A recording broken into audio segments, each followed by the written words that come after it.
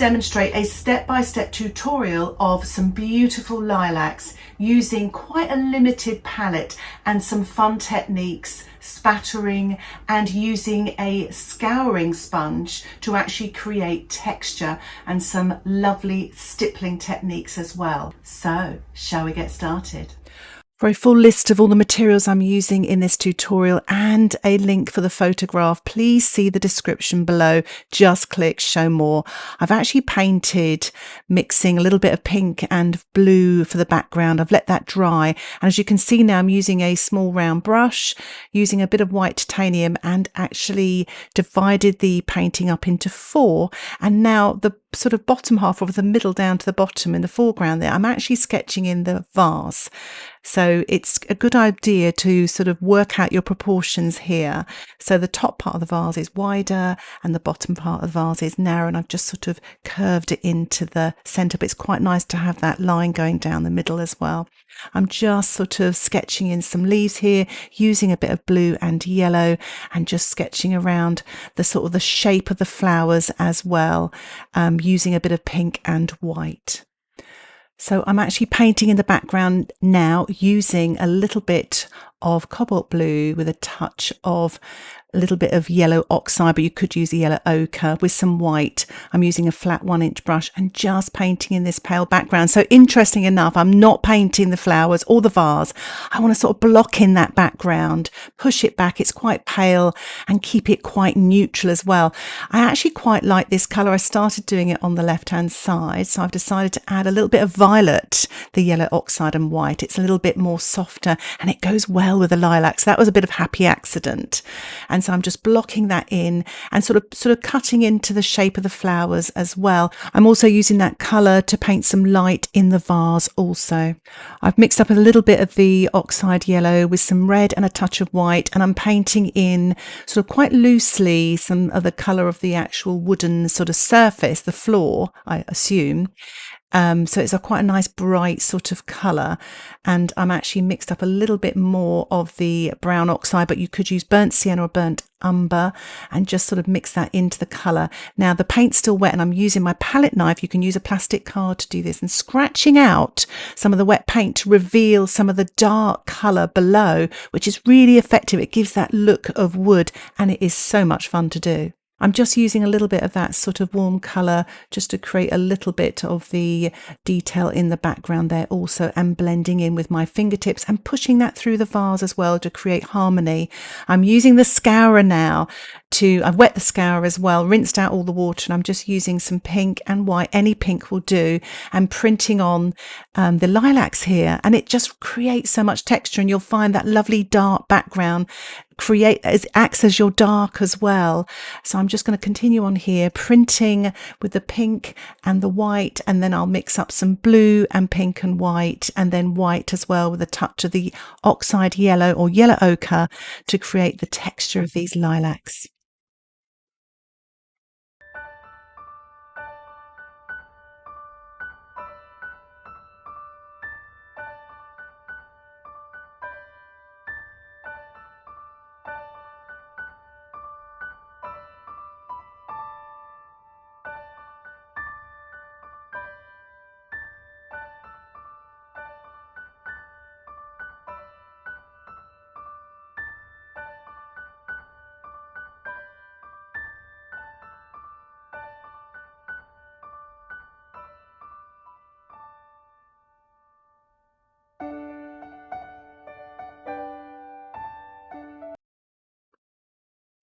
I hope you can see the painting building now. You know, I'm working for that sort of really large detail, and that's sort of homing in on this sort of middle stage, painting in the leaves here, using a little bit of blue and yellow, mostly blue, so it's a nice dark green, sort of just using my flat 1-inch brush to sort of really sort of create the shapes, just using the brush to press and lift to create the leaf shape here, sort of twisting my wrist as well as I go. I've mixed up a little bit more of some yellow in here now to create sort of more of a lighter mid-green.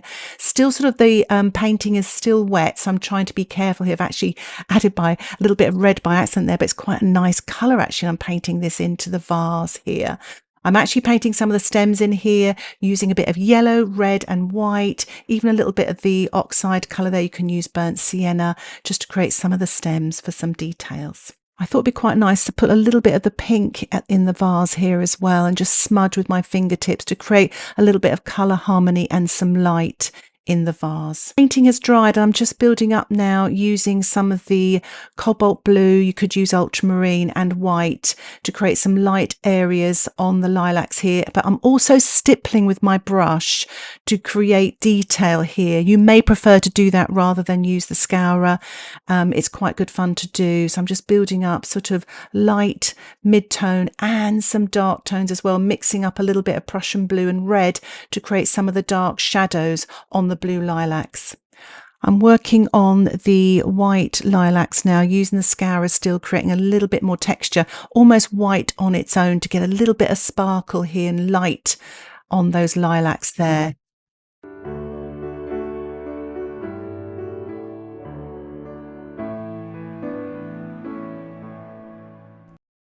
I'm using a bit of yellow and a touch of teal, or you could use the Prussian blue or a coal blue here, and just painting a very light yellow green colour for some of the sort of green that you can see coming through, especially those white flowers there. I'm now working on the pink lilacs using the Scourer first, but then I'm going to move on to a stippling technique as well, building up light, mid-tone and dark pinks.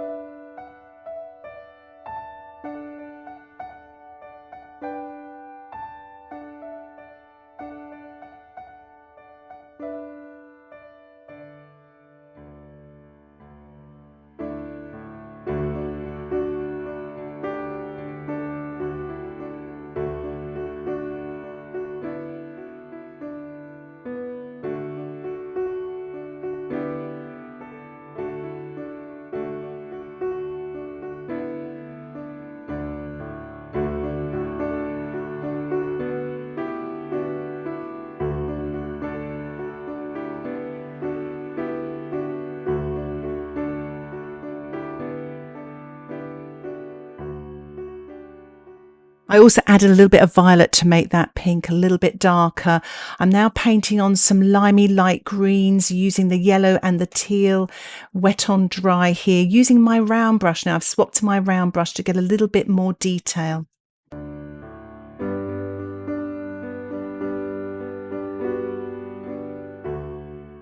A good tip to get a straight edge is to use the washi tape or masking tape. Make sure your painting is dry when you stick it on.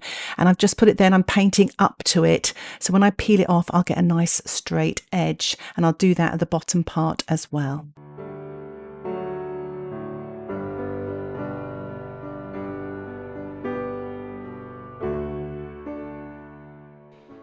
I've used a little violet and brown to paint the dark here and smudged a little bit with my fingertips.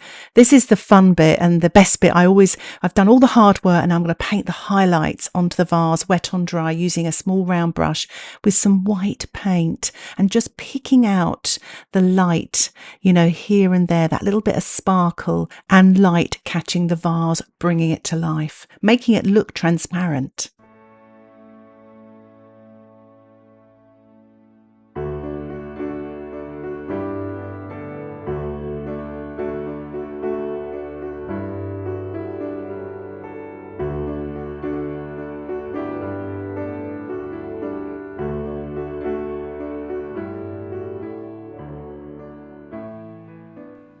I allowed my painting to dry off a couple of days and I looked at the painting again.